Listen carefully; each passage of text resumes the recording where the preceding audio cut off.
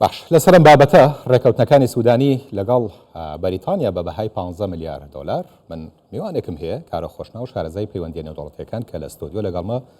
مامۆستا کارۆخ بەخێر بیت لە راپۆرتەکە وترا هەنێ لەو ڕێکەوتنانەی سوودانی ئەنجامی داون ئەسڵەن بۆ عێراق پێویست نین جامەوێ لەسەر ڕێکەوتنەکە بە شێوەیەکی گشتی قسە بکەین زۆرێک لە چاودێران پیان وایان ڕێکەوتنانەوەی سیاسین ئابوورینی ڕاستە ئەوەی کە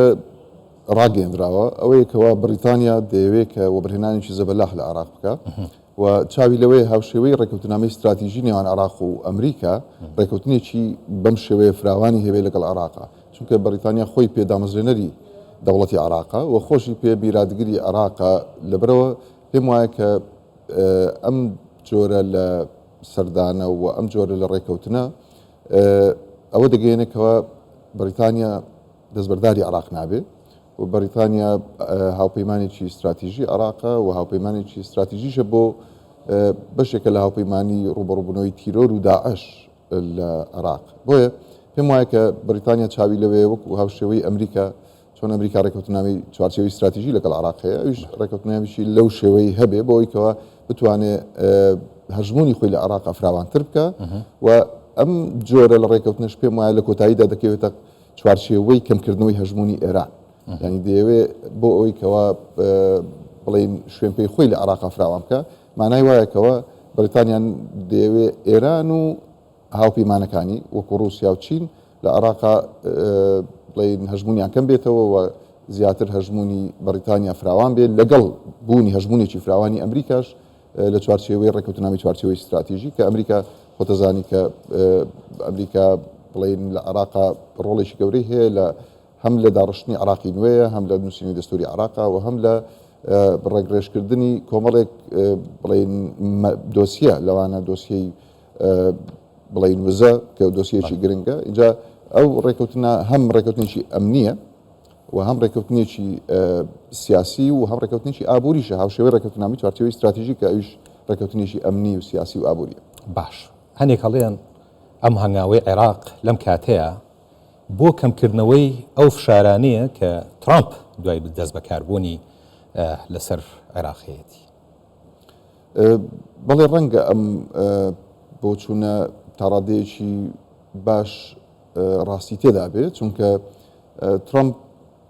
بەیانی دەست بەکارە بێت بیستی یەک و دووبارە دەگەڕێتەوە کۆشتی سپی و گەڕانەوەشی کۆمەڵێک ئەڵەنگاری بەرامبەر بە جیهان دەهێنێ نەک هەرتەنها عێراق بۆیە هەموو ئەو وڵاتانی ڕۆژهەڵاتی ناوەڕاست و وڵاتانی جیهانیش بە بڵین دەتوانین بڵین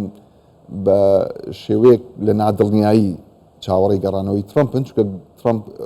کارکتەرێکی سیاسی چاوەڕوان نەکراوە و لە هەندێک حاڵەتا شۆکهێنەرە لە هەندێک لە بڕیارەکانی بۆیە عێراق دەیەوێت هاوبەشێکی هەبێ کە ئەم هاوبەشە بتوانێت بڵین بە شێوەیەک لە شێوەکان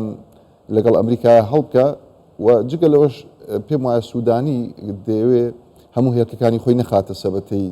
ئێران و ئەمریکا باش ئەکرێ بڵین سوودانی یان عێراق بە شێوەیەکی گشتی بەریتانیا وەکو کەڤەرێک بەکارهێناوە بۆ کەمکردنەوەی ئەو فشارانی کە لەسەرەتی دەکرێت بڵێ چونکە وەکو باسم کرد هەم بەریتانیا وڵاتێکی زلهێزی گەورەیە و ئەندامی هەمیشەی ئەنجومەنی ئاسایشەوە لەگەڵ ئەمریکا هاوپەیمانێکی استراتیژیە و پێم وایە کە سوودانی دەیەوێت سوود لەم پەیوەندیە ببینێ لەگەڵ بەریتانیا و لەم ڕێکەوتنە ببینێ بۆ ئەوەی کەەوە ئەم فشارانەی ئەمریکاش کەم کاتەوە بەڵام لە هەمان کاتیشە پێم وایە ئەم شێوازە لە مامەڵەکردنی سوودانی لەلایەک کە دەچێتە تاران دوایی دەچێتە بڵین لەندەن و دواتر ڕەنگە کۆمەڵێک پایتەختی وڵاتانی تریش بکە لەم ساڵە لە ساڵی 2025 ئەمەش بە شێوێک لە شێوەکان پێم وایە دەکەوێتە چوارچێوەی ئەوەی کە سوودانی دەیەوێت بۆ خولی دووەم خۆی هەڵبژێرێتەوە سەرۆکوەزیران و دەیەوێت کە ئەم وڵاتانی کە هەژمونیان هەیە و کارگەریان هەیە لەسەر بڕیاری سیاسی لە گۆڕەپانی عێراقا ڕازی بکە لەوانە بەریتانیا و ئەمریکا و ئێرانیش بۆی کە بتوانێت تا ڕادەیەک پاڵپشتێکی دەرەچی لەگەڵ بڵین ئەو وڵاتانەیە بەدەست بێنێ بۆ ئەوەی کە ئەگەر لە دوای هەڵبژاردنەکانی پەرلەمانی عێراق شیعە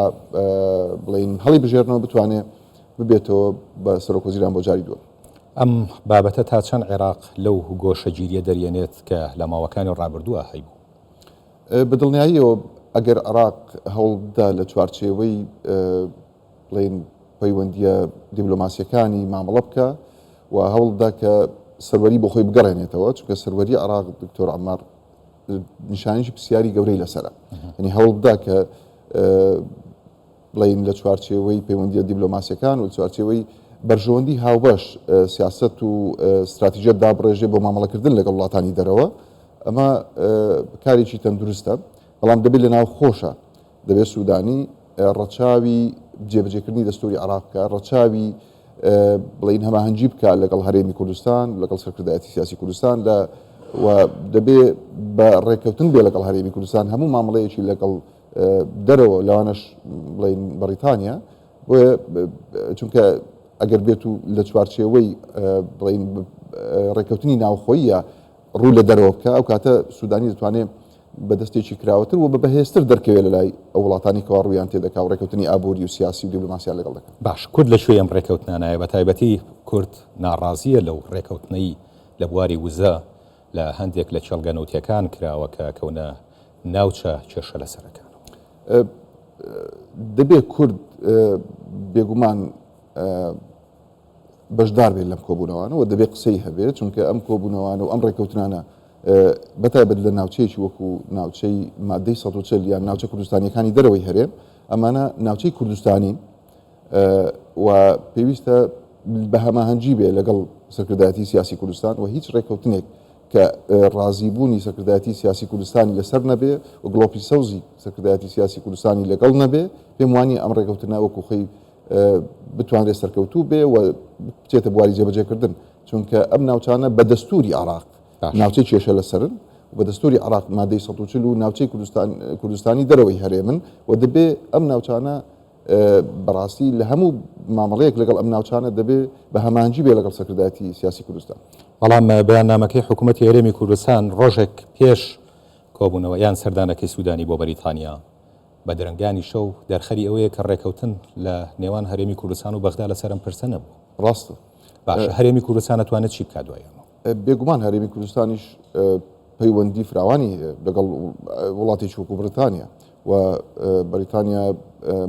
هەرێمی کوردستان بە هاوبەشێکی استراتیژی خۆی دەزانێت و پێم وانە بەریتانیاش هیچ ڕێهەنگاوێکی کردەیی بنێ بە بێگەڕانەوە بۆ هەرێمی کوردستان. ئەوانیش پێم وایە کە لە داهاتوودا